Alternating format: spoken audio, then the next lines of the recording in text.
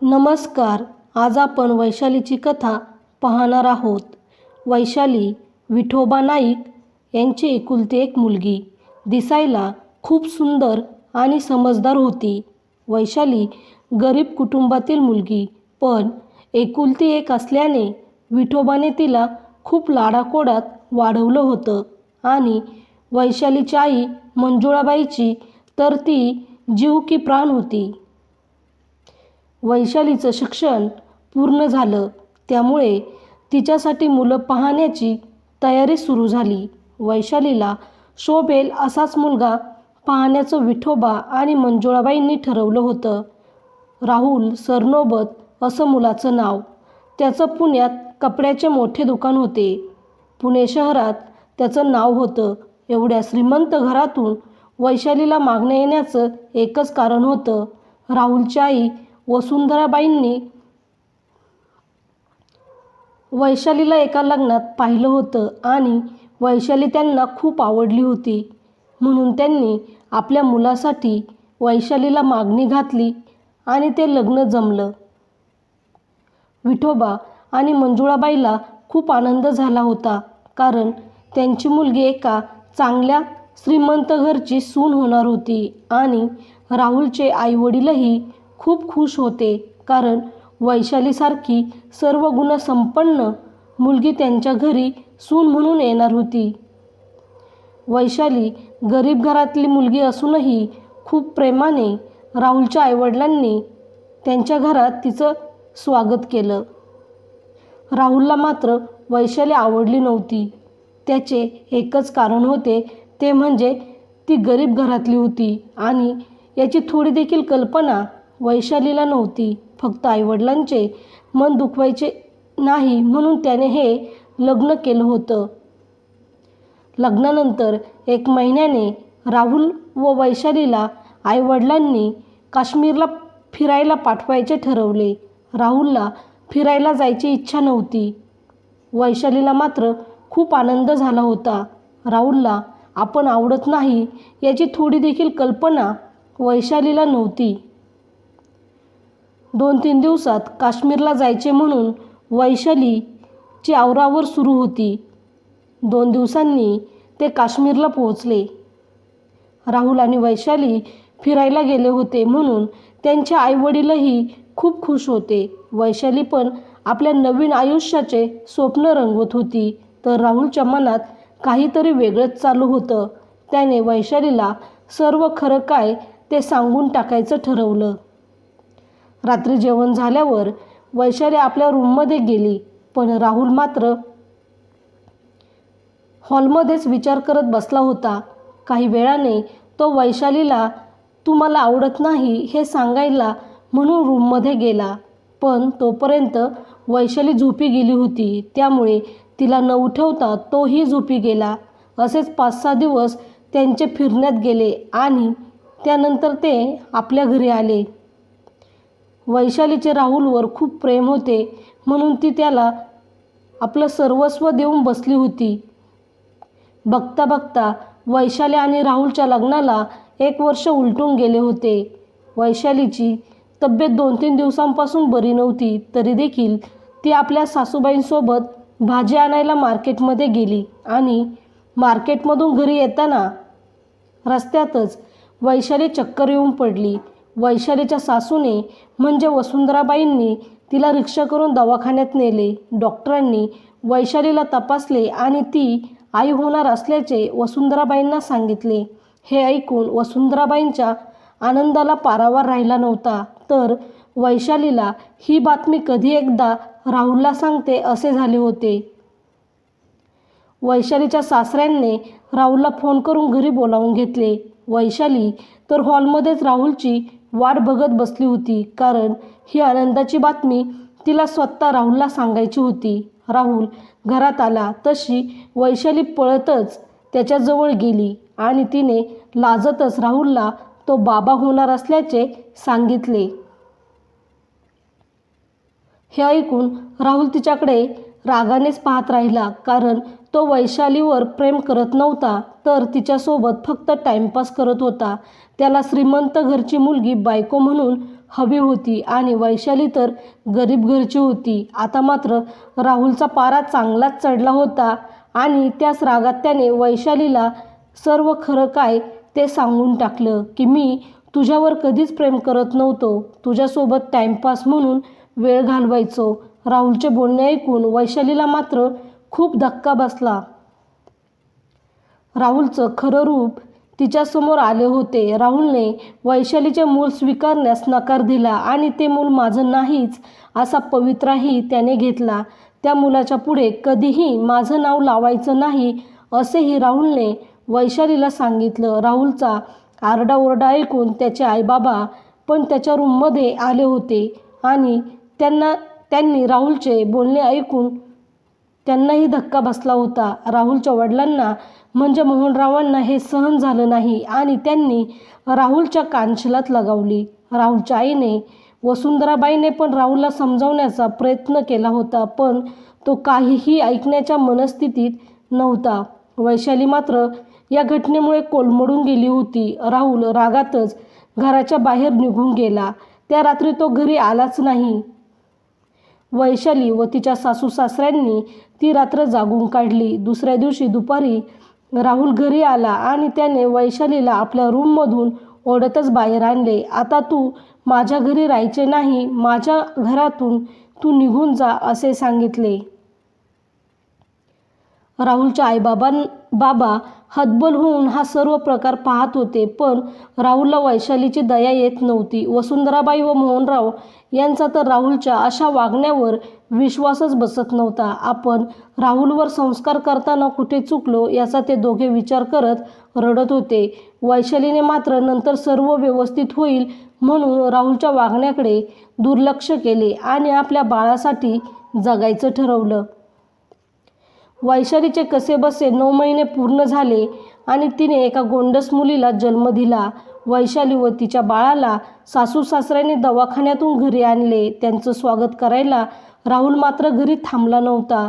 राहुलने त्या बाळाचा आपली मुलगी म्हणून स्वीकार केला नसला तरी वसुंधराबाई व मोहनरावांनी तिला आपली नात म्हणून आनंदाने स्वीकारले होते आणि नातीच्या येण्याचा आनंद त्यांच्या चेहऱ्यावरून ओसंडून वाहत होता. वैशाली ही आपल्या मुलीच्या येण्याने मनोमन सुखावली होती. वैशाली राहुलचे तुसडेपणाचे वागणे शांतपणे सहन करत होती, ते फक्त आपल्या मुलीसाठी. पण राहुलने तिला त्रास देणे काही कमी केले नव्हते. राहुल वैशालीला शिव्या द्यायचा, तिचा अपमान करायचा. हे सर्व वसुंधराबाई व मोहनरावांना सहन व्हायचं नाही. पण वैशालीने त्यांना सांगितले होते की माझ्यावरून तुम्ही राहुलसोबत भांडू नका, त्यामुळे तेही शांत होते. तसेच वैशालीने राहुल तिच्या सोबत जे काही वागत होता ते आपल्या स्वतःच्या आईवडिलांपासूनही लपून ठेवले होते. राहुलला आता दुसरं लग्न करायचं होतं, तसं त्याने वसुंधराबाई व मोहनरावांना सांगितलंही, पण त्यांनी त्याच्या बोलण्याकडे दुर्लक्ष केलं. असेच 5-6 महिने निघून गेले. एक दिवस राहुल काही कामासाठी मुंबईला गेला. तिथे त्याची चौदामिनी नावाच्या मुलीशी ओळख झाली. चौदामिनी ही एक श्रीमंत बापाची मुलगी होती. ती राहुलला आवडली. त्याने तिच्याशी मैत्री केली. त्यांच्या गाठीभेटी वाढत गेल्या आणि ते कधी एकमेकांच्या प्रेमात पडले हे त्यांना समजलंही नाही. राहुलला माहीत होतं वैशाली घरात असताना आपल्या व सौदामिनीच्या लग्नाला कोणीही परवानगी देणार नाही, म्हणून त्याने कोणालाही काही कल्पना न देता चौदामिनीशी लग्न केलं आणि तो चौदामिनीला घेऊन घरी आला. वसुंधराबाई व मोहनराव हॉलमध्ये TV पाहत बसले होते, तर वैशाली हॉलमध्येच आपल्या मुलीला खेळवत होती. राहुल व चौदामिनीला पाहून सर्वांना धक्काच बसला. वैशालीला थोडीफार आशा होती की आपल्या लहान मुलीकडे पाहून राहुल बदलेल, पण ती आशाही आता संपली होती. वसुंधराबाई व मोहनरावांची तर तळपायाची आग मस्तकात गेली होती. त्यांनी राहुल व चौदामिनीला घरात यायला नकार दिला. पण वैशालीने आपल्या सासू सासऱ्यांना समजावलं आणि त्या दोघांना घरात ला सांगितले. चौदामिनीने मात्र काही दिवसातच आपला रंग दाखवायला सुरुवात केली. ती वेळोवेळी आपल्या सासू सासऱ्यांचा अपमान करायची. वैशालीला त्रास देण्याची तर ती एकही संधी सोडत नव्हती. बघता बघता 4 वर्ष निघून गेली. वैशालीची मुलगी काव्या पण आता 4.5 वर्षाची झाली होती. राहुल वैशाली व काव्याला 1 रुपयाही खर्चासाठी देत नव्हता. त्यामुळे वैशाली जॉब करून आपला व मुलीचा खर्च भागवत होती. सासू सासरे मात्र वैशालीच्या पाठीशी खंबीरपणे उभे होते. एक दिवस काव्या हॉलमध्ये खेळत होती तेव्हा चौदामिनी मेकअप करून पार्टीसाठी चालली होती. काव्याचा चुकून तिला धक्का लागला. त्यामुळे चौदामिनीने काव्याला खूप मारले. काव्याचा रडण्याचा आवाज ऐकून वैशाली व तिचे सासू सासरे पळतच काव्याजवळ आले. वैशालीने चौदामिनीला धक्का देऊन बाजूला केले. यामुळे चौदामिनी खाली पडली. हे पाहून राहुलचा पारा चांगलाच चढला आणि तो वैशालीला म्हणाला, तुझी मुलगी पण तुझ्यासारखीच आहे आणि तुझी हिंमतच कशी झाली चौदामिनीला धक्का द्यायची. पण वैशाली काही न बोलता शांतपणे काव्याला घेऊन आपल्या खोलीत गेली. कारण तिला हे रोजचंच झालं होतं. वैशाली आता दररोजच्या त्रासाला कंटाळली होती. राहुल व चौदामिनीच्या वागण्याने तिची मानसिक स्थिती खराब होत चालली होती. त्यामुळे आता तिने या घरात राहायचं नाही असा निर्णय घेतला आणि आपला निर्णय सासू सासऱ्यांना पण सांगितला. काही दिवसांनी वैशालीने जवळच एक खोली भाड्याने घेतली आणि ती काव्याला घेऊन तिकडे राहायला गेली. सासू सासरे पण आपलं घर सोडून वैशालीसोबत आले होते. सर्वजण घरातून निघून गेले म्हणून चौदामिनीला तर खूप आनंद झाला होता आणि आई बाबा, वैशाली, काव्या दुसरीकडे राहायला गेले म्हणून राहुलला काही फरक पडत नव्हता. चौदामिनी तर आता इथे आपलेच राज्य म्हणून खुश होती. ती वेळेवर उठत नसे, राहुलला जेवण नाश्ताही करून देत नसे. चौदामिनीच्या लग्नाअगोदर बरेच अफेअर्स होते आणि लग्नानंतरही तिचं तेच चालू होतं. पण राहुलच्या हे लक्षात आले नव्हते. आता दिवसभर घरात कोणी नसते त्यामुळे तिच्या मित्राला ती घरीच बोलावून घ्यायची. असेच 1-2 महिने गेले आणि आपण दुकानावर गेल्यावर चौदामिनी घरी मित्रांना बोलावते हे राहुलला समजले होते. त्यामुळे त्याचा राग अनावर झाला होता. तो आज रागातच घरी आला आणि त्याने चौदामिनीला त्याबद्दल विचारले. तेव्हा चौदामिनीने तू माझ्यावर असे आरोप करतोस कसे म्हणून विचारले आणि राहुलच्या कानशिलात लगावली. राहुलने पण काही पुरावे जमा करून ठेवले होते. ते सर्व त्याने चौदामिनीला दाखवले. त्यामुळे आता काय बोलावे ते तिला समजेना व ती शांतच राहिली. राहुल मात्र खूप चिडला होता. त्याने चौदामिनीच्या केसांना पकडून ओढतच तिला घराबाहेर आणले आणि आपल्या घरातून हाकलून दिले. आज राहुलला कळलं होतं की आयुष्यात पैसा सर्व काही नाही, नाती पण महत्त्वाचे असतात. राहुलचा श्रीमंतीचा अहंकार गळून पडला होता. कारण पैसा आणि चौदामिनीच्या बापाची श्रीमंती पाहूनच त्याने चौदामिनीशी लग्न केलं होतं. पण तिने तर त्यांच्या नात्याची किंमतच ठेवली नव्हती. एखाद्या व्यक्तीवर मनापासून प्रेम केल्यावर ती व्यक्ती आपल्याला फसवते तेव्हा किती त्रास होतो हे राहुलला समजले होते. आणि आपण आपल्या बायकोशी म्हणजे वैशालीशी किती वाईट वागलो हे आठवून राहुल रडत होता. आता त्याने वैशाली व आपल्या आईबाबांची माफी मागायचं ठरवलं. दुसऱ्या दिवशी तो वैशालीच्या रूमवर गेला आणि चौदामिनीने त्याला कसं फसवलं हे सर्व त्याने वैशाली व आपल्या आईबाबांना सांगितले व त्यांची माफी मागितली. राहुलला त्याची चूक कळाली होती म्हणून वैशाली व त्याच्या आईवडिलांनी म्हणजेच वसुंधराबाई व मोहनरावांनी मोठ्या मनाने राहुलला माफ केले.